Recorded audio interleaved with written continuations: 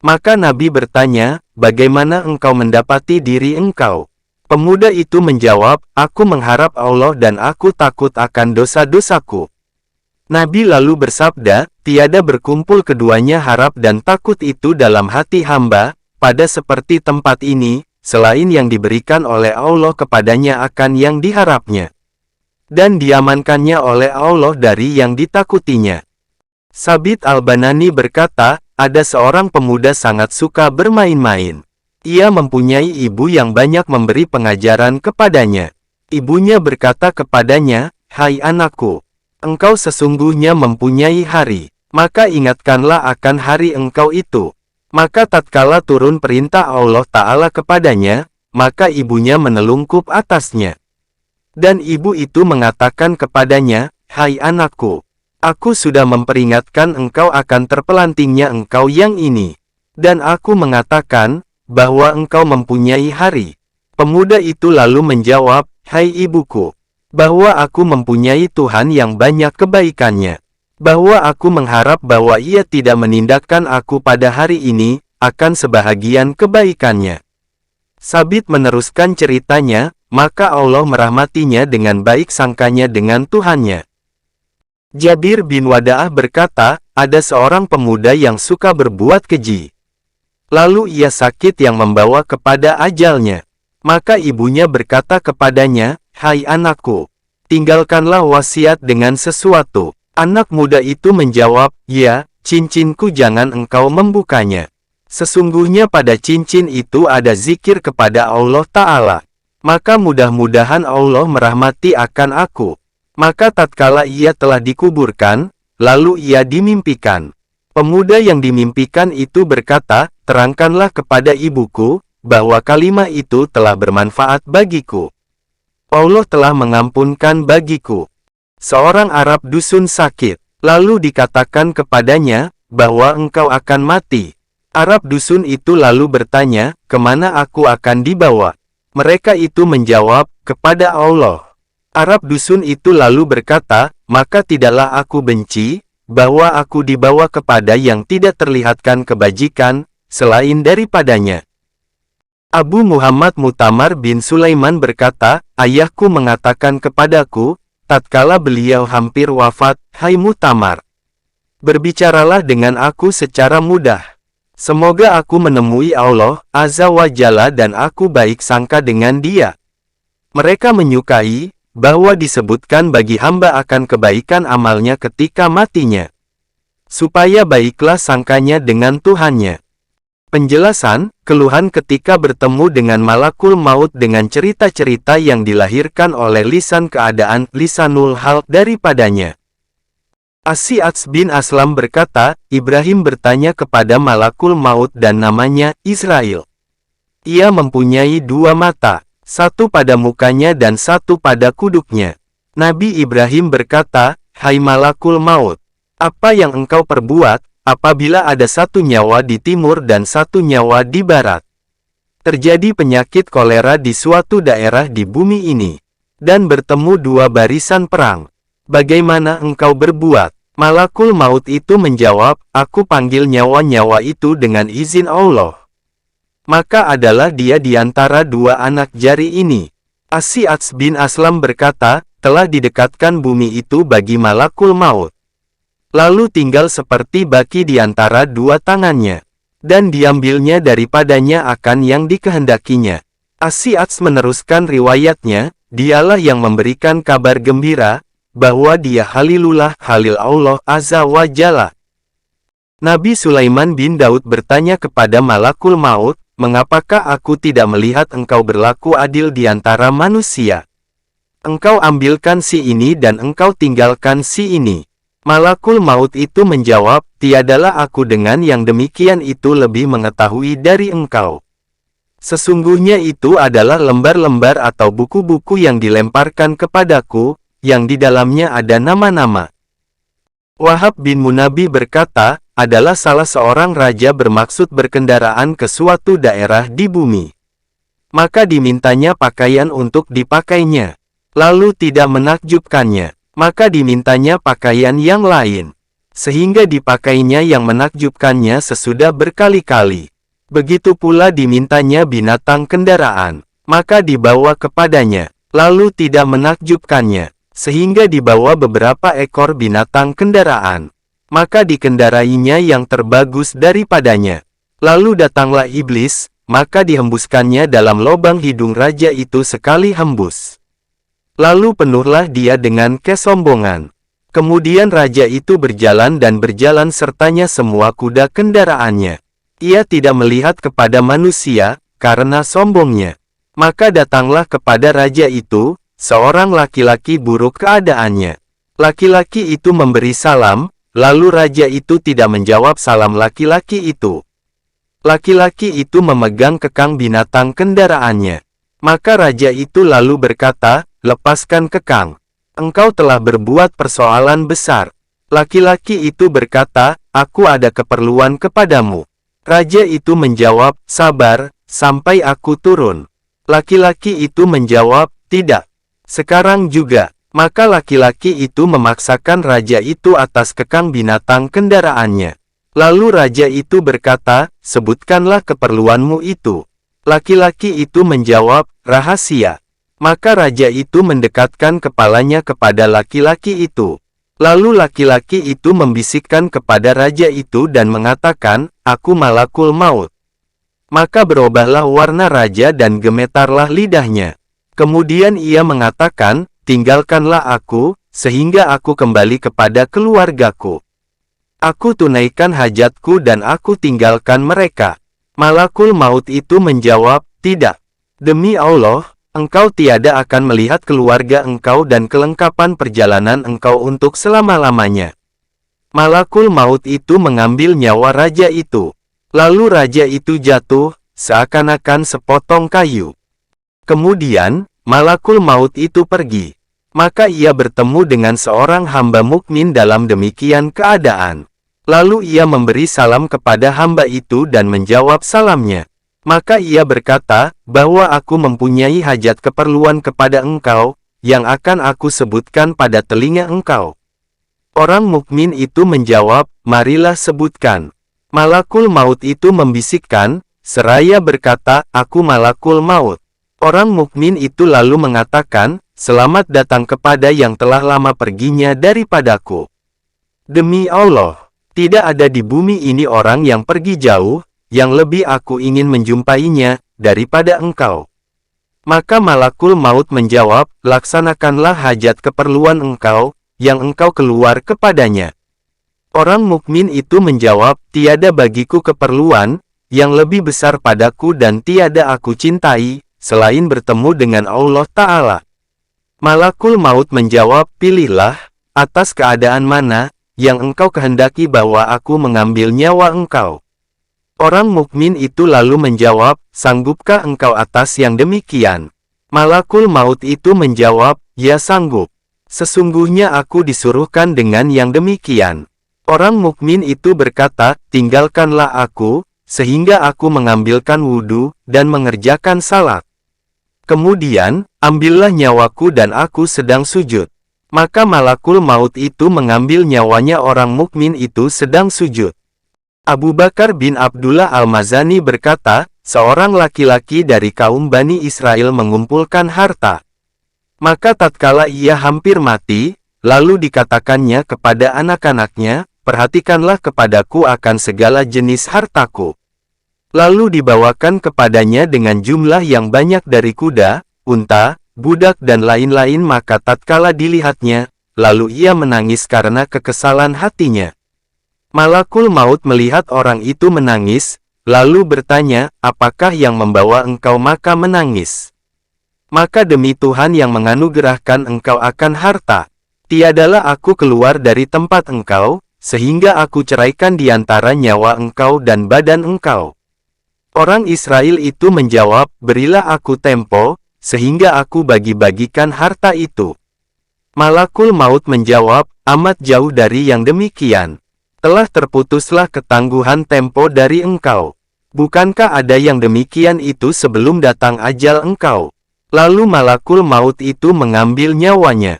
Diriwayatkan, bahwa seorang laki-laki mengumpulkan harta, lalu dipeliharanya betul-betul. Ia tidak meninggalkan sejenis pun dari harta, melainkan diambilnya. Ia membangun istana dan dibuatnya padanya 2 pintu yang sangat kokoh.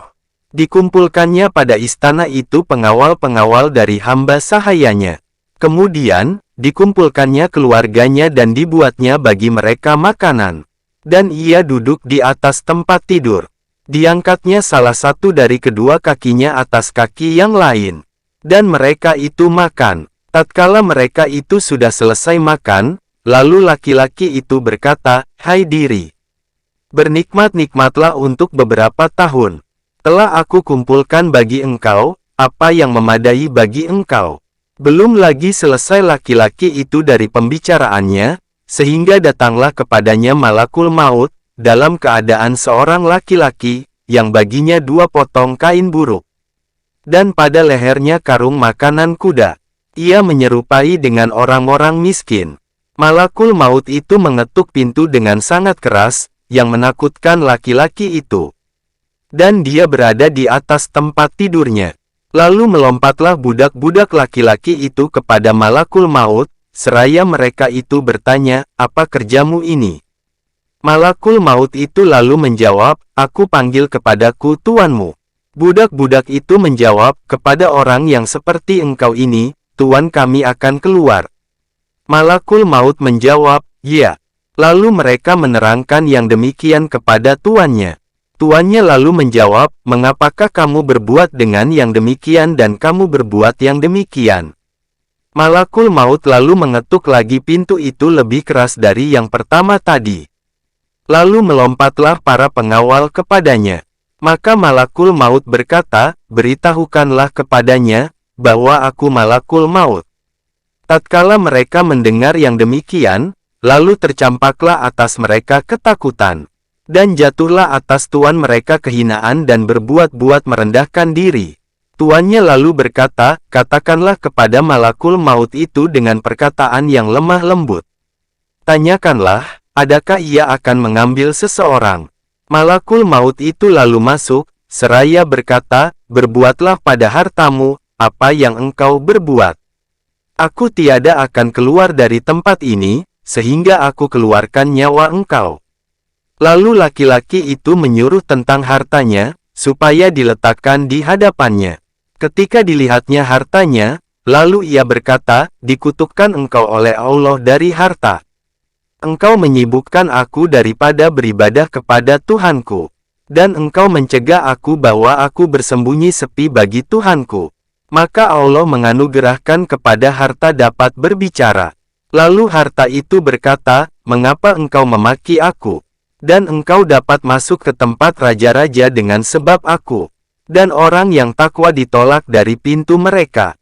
Engkau mengawini wanita-wanita yang penuh kenikmatan dengan aku. Engkau duduk pada majelis raja-raja dengan aku. Engkau belanjakan aku pada jalan kejahatan. Maka aku tidak melarang dari engkau. Dan jikalau engkau belanjakan aku pada jalan kebajikan, niscaya aku mendatangkan manfaat kepada engkau. Engkau dan anak Adam itu dijadikan dari tanah. Maka ia berjalan dengan kebajikan dan ia berjalan dengan dosa. Kemudian, malakul maut itu mengambil nyawanya. Lalu orang itu jatuh. Wahab bin Munabbih berkata, malakul maut mengambil nyawa seorang yang perkasa dari orang-orang yang perkasa. Tiada di bumi orang yang seperti dia. Kemudian, malakul maut itu naik ke langit. Maka para malaikat bertanya, "Untuk siapa engkau itu bersangatan kasih sayang, dari orang yang engkau ambil nyawanya?" Malakul maut menjawab, "Aku disuruh mengambil nyawa seorang wanita di padang bala tentara dari bumi. Maka aku datang kepadanya, dan wanita itu telah melahirkan seorang anak.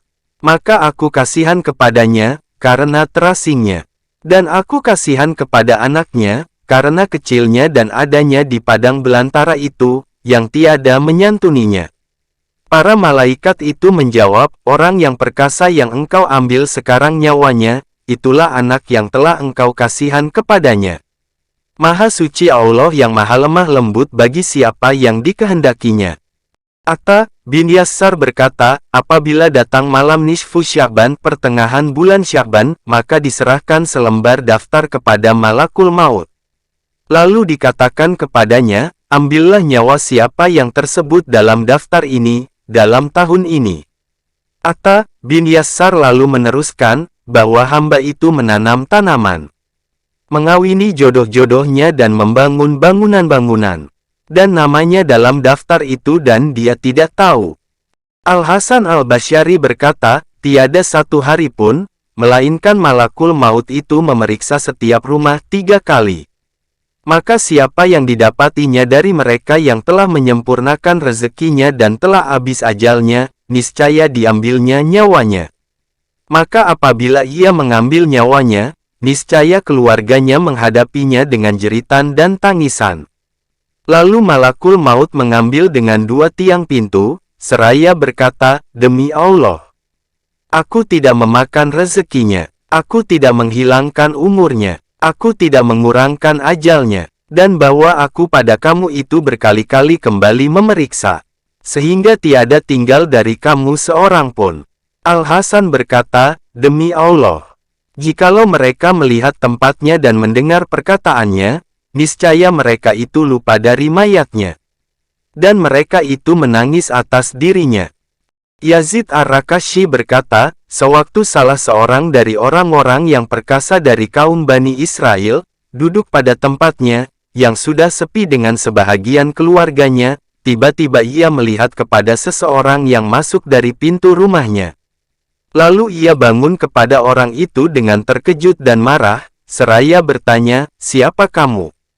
Siapa yang memasukkan kamu dalam rumahku?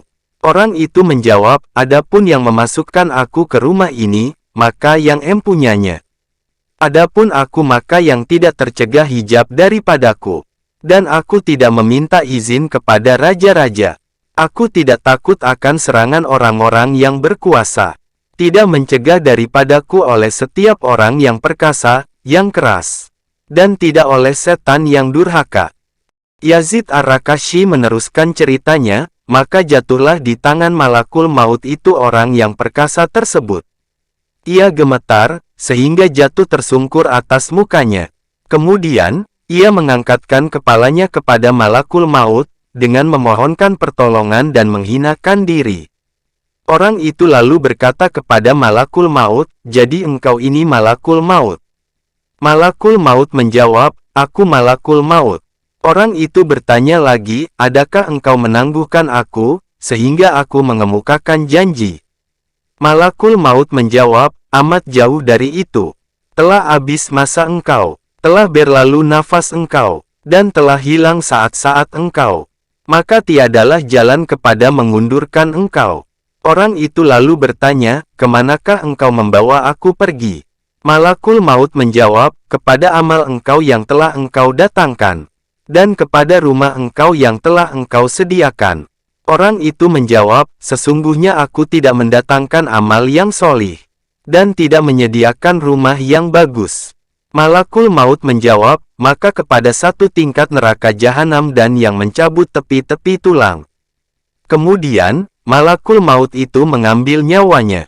Lalu orang itu jatuh menjadi mayat di antara keluarganya. Maka siapa yang diantara yang memekik dan yang menangis? Yazid Ar-Rakashi berkata, jikalau mereka mengetahui akan buruknya yang terbalik-balik itu, niscaya adalah pegangan lebih banyak atas yang demikian. Dari Al-Amasi, dari Haitsamah, yang mengatakan, Malakul Maut masuk ke tempat Sulaiman bin Daud. Lalu ia melihat kepada seorang laki-laki dari teman duduk Sulaiman, yang ia terus-menerus memandang kepadanya. Tatkala Malakul Maut itu telah keluar, lalu laki-laki itu bertanya, siapakah orang itu? Nabi Sulaiman menjawab, itu Malakul Maut. Lalu laki-laki itu berkata lagi, aku melihatnya, bahwa ia memandang kepadaku, seakan-akan ia menghendaki aku. Nabi Sulaiman bertanya, apa yang kamu kehendaki? Laki-laki itu menjawab, aku kehendaki, bahwa engkau melepaskan aku daripadanya. Engkau suruh angin, sehingga angin itu membawa aku ke penghabisan tanah India. Maka angin itu lalu berbuat yang demikian. Kemudian Sulaiman mengatakan kepada Malakul Maut, sesudah kedatangannya yang kedua kali, aku melihat engkau terus-menerus memandang kepada seorang dari teman-teman dudukku. Malakul Maut menjawab, ya, aku merasa heran kepadanya, karena engkau suruh aku mengambil nyawanya di penghabisan tanah India dalam saat yang dekat. Dan dia ada di sisi engkau. Maka aku merasa heran dari yang demikian. Jadi kemanapun kita pergi jika azal sudah datang maka disitulah kita mati. Karena waktunya sudah ditentukan. Bab keempat, tentang wafatnya Rasulullah dan para khulafa Rasyidin sesudahnya. Wafat Rasulullah.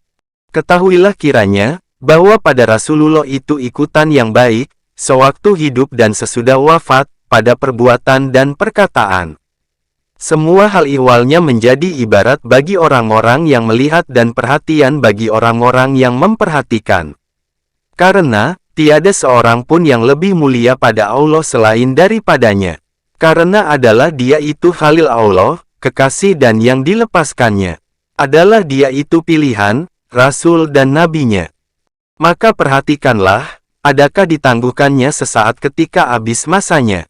Adakah diundurkannya sekejap mata sesudah datang saat kewafatannya?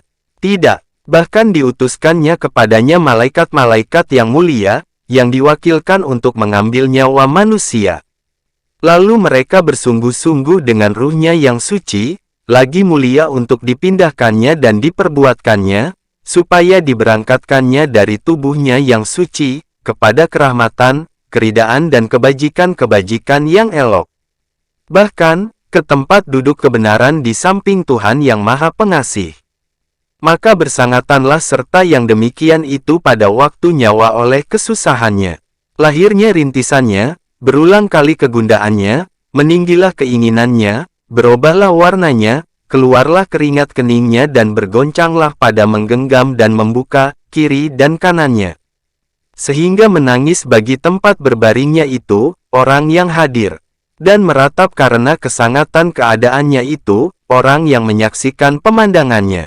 Maka adalah Anda melihat kepangkatan kenabian itu dapat menolak daripadanya, yang dikuasakan. Adakah malaikat berintip-intip bermurakabah padanya, sebagai keluarga dan teman? Adakah malaikat itu bertoleransi, bermusamahah dengan beliau, karena adalah beliau itu yang menolong kebenaran, yang memberi kabar gembira dan kabar peringatan? Amat jauh dari yang demikian. Akan tetapi, malaikat itu mengikuti apa yang ia diperintahkan dan mematuhi apa yang didapatinya pada Lauh Mahfuz yang digariskan. Maka ini adalah keadaannya beliau. Dan beliau itu pada Allah mempunyai kedudukan yang terpuji dan kolam yang didatangkan. Dan beliau itu orang pertama yang dibelahkan bumi daripadanya, yang mempunyai syafaat pada hari dikemukakan di padang mahsyar. Maka sangat mengherankan, bahwa kita tiada mengambil ibarat dengan yang demikian. Dan kita tidak percaya pada yang akan kita temukan.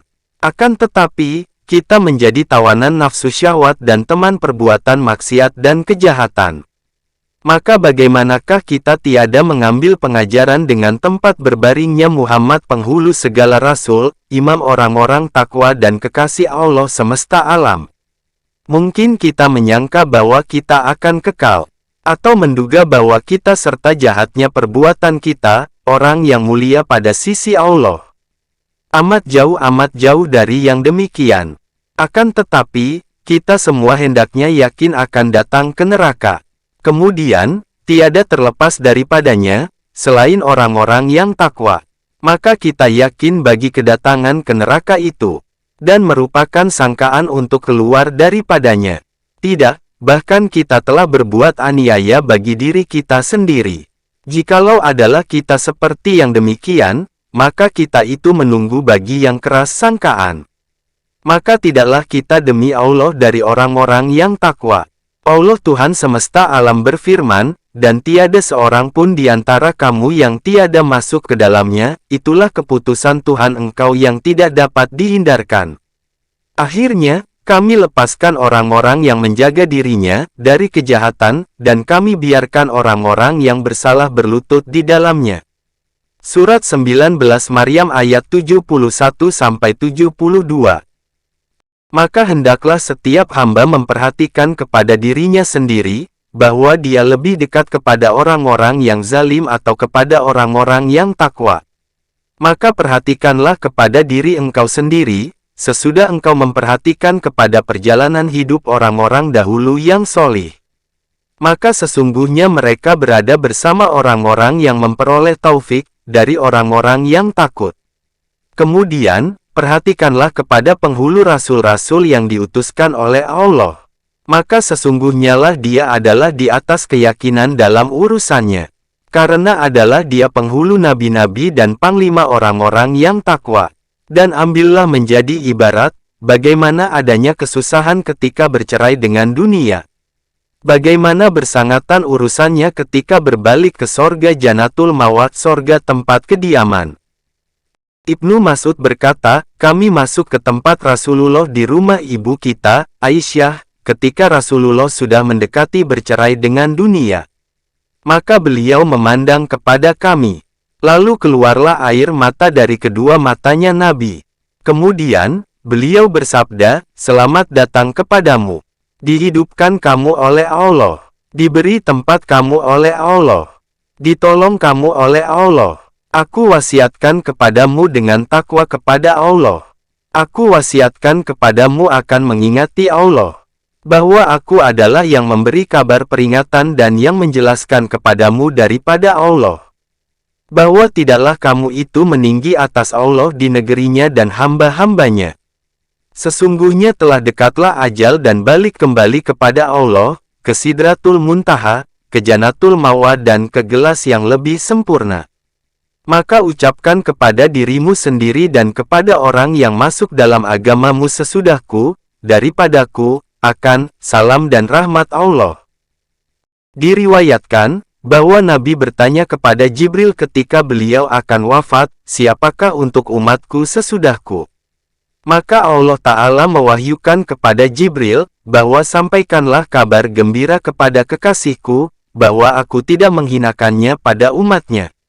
Sampaikanlah kabar gembira kepadanya, bahwa dialah manusia yang tersegera keluar dari kuburnya, apabila manusia itu dibangkitkan.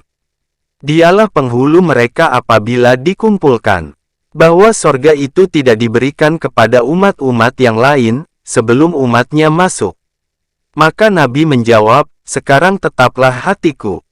Aisyah berkata, kami disuruh oleh Rasulullah bahwa memandikannya dengan 7 kaleng air dari 7 sumur. Maka kami kerjakan yang demikian. Maka beliau merasa senang. Lalu beliau keluar dan mengerjakan salat dengan orang banyak. Meminta ampun bagi para syuhada dalam perang Uhud. Beliau berdoa bagi mereka dan memberi wasiat kepada orang-orang Ansar, seraya bersabda, adapun kemudian, hai orang-orang Muhajirin, bahwa kamu itu bertambah. Dan jadilah orang-orang Ansar itu tidak bertambah di atas keadaannya yang ada pada hari ini. Bahwa orang-orang Ansar itu tempat rahasiaku, yang aku tempatkan kepadanya. Maka muliakanlah yang mulia dari mereka, yakni, yang berbuat baik dari mereka. Dan lewatilah dari yang berbuat jahat dari mereka. Kemudian Nabi menyambung, bahwa hamba itu disuruh pilih di antara dunia dan apa yang pada sisi Allah. Maka ia memilih apa yang pada sisi Allah. Lalu Abu Bakar menangis. Dan berat dugaannya bahwa Nabi menghendaki dirinya sendiri. Lalu Nabi bersabda, atas kelemah lembutan engkau hai Abu Bakar, tutuplah pintu-pintu jalan ini dalam masjid, selain pintu Abu Bakar. Maka sesungguhnya aku tidak mengetahui akan manusia, yang lebih utama padaku dalam persahabatan, selain dari Abu Bakar. Aisyah berkata, maka Nabi diambil nyawanya di rumahku, pada hariku, di antara sebelah atas dadaku dan paru-paruku. Dan Allah mengumpulkan di antara air liurku dan air liurnya ketika wafat. Lalu masuk ke tempatku saudaraku Abdurrahman. Dan di tangannya kayu sugi. Maka Nabi memandang kepada kayu sugi itu. Lalu aku ketahui, bahwa kayu sugi itu menakjubkannya. Lalu aku berkata kepadanya, apakah aku ambilkan kayu sugi itu untukmu? Nabi lalu mengisyaratkan dengan kepalanya. Artinya, ya. Lalu aku serahkan kepadanya. Maka dimasukkannya dalam mulutnya. Lalu beliau bersangatan pada menggosok giginya. Maka aku mengatakan kepadanya, aku lembutkan bagimu. Maka beliau mengisyaratkan dengan kepalanya. Artinya, ya. Lalu aku melembutkan pada menggosokkan giginya. Dan ada di hadapannya suatu tempat air. Lalu beliau memasukkan tangannya dalam tempat air itu dan bersabda, tiada Tuhan yang disembah, selain Allah. Bahwa bagi kematian itu mempunyai sakarat. Kemudian, Nabi menegakkan tangannya dengan bersabda, teman yang maha tinggi, teman yang maha tinggi. Lalu aku berkata, jadi demi Allah ia tidak memilih kami. Dirawikan Said bin Abdullah dari bapaknya, yang mengatakan, tatkala orang-orang Ansar melihat, bahwa Rasulullah bertambah berat sakitnya, lalu mereka mengelilingi masjid. Maka masuklah Al-Abbas ke tempat Nabi. Lalu ia memberitahukan kepada beliau, akan tempat dan kasih sayangnya orang-orang Ansar. Kemudian, masuk Al-Fadl bin Al-Abbas ke tempat Nabi. Lalu memberitahukan kepada Nabi seperti yang demikian. Kemudian, masuk Ali ke tempat Nabi. Lalu memberitahukan pula seperti yang demikian. Maka Nabi memanjangkan tangannya, seraya bersabda, ini. Lalu mereka memegangnya. Maka Nabi bersabda, apakah yang kamu katakan? Mereka menjawab, kami mengatakan, bahwa kami takut, bahwa engkau wafat. Kaum wanita orang-orang Ansar itu memekik-mekik, karena berkumpulnya kaum lelaki mereka ke tempat Nabi. Maka bangunlah Rasulullah, lalu beliau keluar dengan berpegang pada Ali dan Al-Fadl dan Al-Abbas di depannya. Dan Rasulullah itu terbalut kepala, melangkah dengan dua kakinya, sehingga beliau duduk atas bagian bawah tangga mimbar. Dan manusia berkumpul melompat kepadanya. Nabi memuji Allah dan mengucapkan pujian kepadanya dan bersabda, hai manusia, sesungguhnya telah sampai berita kepadaku, bahwa kamu takut bahwa aku mati. Seakan-akan tantangan daripadamu kepada mati itu. Dan tiadalah kamu itu menantang dari kematian nabimu. Apakah itu diberitahukan tentang kematianku kepada kamu dan tentang kematian dirimu kepada kamu? Adakah seorang nabi pun yang kekal sebelumku, pada siapa ia dibangkitkan? Lalu aku dikekalkan pada kamu. Ketahuilah, bahwa aku mengikuti Tuhanku. Bahwa kamu mengikutinya. Aku wasiatkan kamu dengan orang-orang muhajirin yang pertama itu, akan kebajikan. Dan aku wasiatkan orang-orang muhajirin mengenai hal-hal di antara sesama mereka. Sesungguhnya Allah, Azza wa Jalla berfirman, demi waktu. Sesungguhnya manusia itu dalam kerugian. Selain dari orang-orang yang beriman dan mengerjakan perbuatan baik dan mewasiatkan, memesankan satu sama lain dengan kebenaran dan mewasiatkan satu sama lain, supaya bersabar, berhati teguh. Surat 103 Al-Asyr ayat 1, 2, 3. Sesungguhnya segala urusan itu berlaku dengan izin Allah. Maka tidak dibawa kamu oleh kelambatan suatu urusan kepada kesegeraannya. Bahwa Allah, Azza wa Jalla tidak menyegerakan karena kesegeraan seseorang. Barang siapa melawan Allah, niscaya ia mengalahkannya. Dan barang siapa menipu Allah, niscaya ia membalaskannya. Maka adakah kamu mengharap, jikalau kamu berpaling, bahwa kamu berbuat kerusakan di bumi dan kamu memutuskan silaturahim dengan keluargamu? Aku wasiatkan kamu dengan kaum Ansar, akan kebajikan. Sesungguhnya mereka itu yang menempati negeri ini dan beriman dari sebelum kamu, bahwa kamu berbuat ihsan baik kepada mereka. Apakah tidak mereka kaum Ansar itu membagi-bagikan buah-buahan setengah seorang di antara kamu? Apakah tidak mereka itu melapangkan bagimu pada rumah-rumah tempat tinggal? Adakah tidak mereka itu mengutamakan kamu dari diri mereka itu sendiri, walaupun bagi mereka itu sendiri memerlukan? Ketahuilah, Maka siapa yang diangkat menjadi penguasa, wali untuk mengadili di antara dua orang, maka hendaklah ia menerima dari yang berbuat baik dari mereka. Dan hendaklah melepaskan dari yang berbuat jahat dari mereka. Ketahuilah, dan janganlah kamu mengambil untuk dirimu sendiri atas mereka. Ketahuilah, bahwa aku mendahului kamu dan kamu akan mengikuti aku. Ketahuilah, bahwa tempat perjanjianmu itu kolamku yang melintang melebar, dari apa yang diantara Bisra negeri Syam, Syria, dan Sana'an negeri Yaman, yang dituangkan padanya oleh pancuran sungai Al-Kausar, akan air yang lebih sangat putih dari susu, lebih lembut dari buih air dan lebih manis dari air madu. Siapa yang minum daripadanya, niscaya tiada akan haus untuk selama-lamanya. Tambahannya itu intan permata, dan sungai dalamnya itu kasturi. Barang siapa tidak diberikan pada tempat berhenti besok, niscaya ia tidak diberikan kebajikan seluruhnya. Ketahuilah, maka barang siapa yang mengingini bahwa ia datang kepadaku besok, maka hendaklah ia mencegah lidahnya dan tangannya, selain pada yang seyogyanya. Al-Abbas lalu berkata, "Wahai Nabi Allah, wasiatkanlah kepada orang Quraisy." Maka Nabi menjawab, "Sesungguhnya aku wasiatkan dengan yang tadi itu kepada orang Quraisy." Dan manusia itu mengikuti orang Quraisy. Yang baik mereka bagi yang baik dan yang zalim mereka bagi yang zalim. Maka mintalah wasiat kepada keluarga Quraisy akan kebajikan kepada manusia. Hai manusia, bahwa dosa itu mengobahkan nikmat dan menggantikan sumpah. Maka apabila manusia berbuat baik, niscaya pemuka-pemukanya berbuat baik kepada mereka. Dan apabila manusia berbuat zalim, niscaya pemuka-pemukanya akan sangat murka kepada mereka. Allah Ta'ala berfirman, "Dan begitulah sebahagian orang-orang yang bersalah itu kami jadikan pemimpin bagi yang lain, disebabkan apa yang mereka usahakan." Surat 6 Al-An'am ayat 129. Diriwayatkan oleh Ibnu Mas'ud, bahwa Nabi bersabda kepada Abu Bakar, "Bertanyalah, hai Abu Bakar." Abu Bakar lalu bertanya, "Hai Rasulullah, sudah dekatkah ajal?" Nabi maka menjawab, "Sungguh ajal telah dekat dan berkulai." Abu Bakar lalu menjawab, "Hai Nabi Allah, sesungguhnya dirindukan engkau oleh apa yang di sisi Allah. Moga-moga kiranya aku ketahui, dari tempat berbalik-baliknya kita." Nabi lalu menjawab, "Kepada Allah, ke Sidratul Muntaha.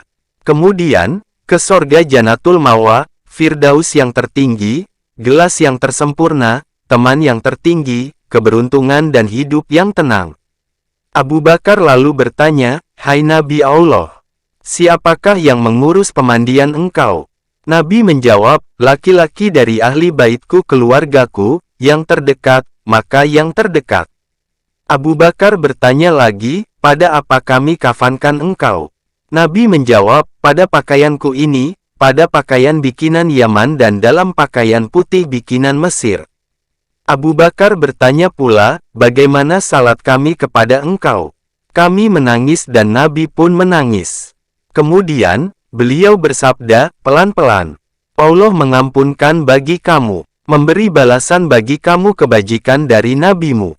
Apabila kamu memandikan aku dan mengkafankan aku, maka letakkanlah aku atas tempat tidurku di rumahku ini, atas tepi kuburanku. Kemudian, keluarlah sesaat daripadaku, bahwa yang pertama yang bersalat mengucapkan selawat kepadaku, ialah Allah Azza wa Jalla, dialah dan para malaikatnya yang mengucapkan salawat kepadamu. Kemudian, ia mengizinkan kepada para malaikat, pada bersolat kepadaku. Maka yang pertama yang masuk kepadaku dari makhluk Allah dan bersalat kepadaku, ialah Jibril, kemudian Mikail, kemudian Israfil, kemudian Malakul Maut serta dengan tentara yang banyak. Kemudian malaikat semuanya, rahmat Allah kepada mereka sekalian. Kemudian, kamu, maka masuklah kepadaku dengan berbondong-bondong, jamaah demi jamaah. Dan ucapkanlah salam sejahtera. Dan janganlah kamu menyakiti aku, dengan mensucikan, memekik dan menjerit. Dan hendaklah dimulai dari kamu oleh imam dan keluargaku, yang terdekat, maka yang terdekat. Kemudian, jamaah kaum wanita. Kemudian, jamaah anak-anak. Abu Bakar bertanya, siapakah yang memasukkan engkau ke dalam kubur? Nabi menjawab, jamaah-jamaah dari keluargaku, yang terdekat.